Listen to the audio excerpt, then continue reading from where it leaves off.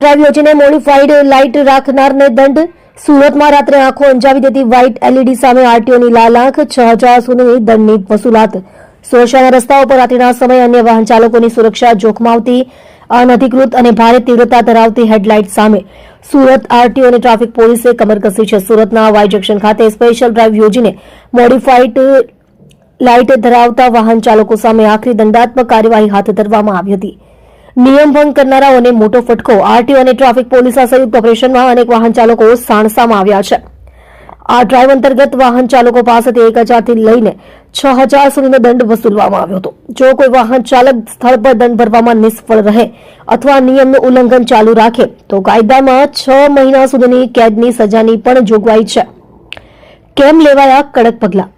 સુરતના assistant RTO અંકિત શાહના જણાવ્યા અનુસાર ઘણા વાહન ચાલકો કંપની ફિટિંગની હેડલાઇટ સાથે ચેડા કરીને તેમાં વધુ તીવ્રતા ધરાવતા એલઈડી બલ્બ લગાવે છે.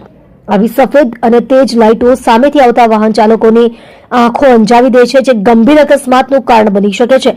રોડ સેફ્ટીને ધ્યાનમાં રાખીને આ સ્પેશિયલ ડ્રાઈવ શરૂ કરવામાં આવી છે.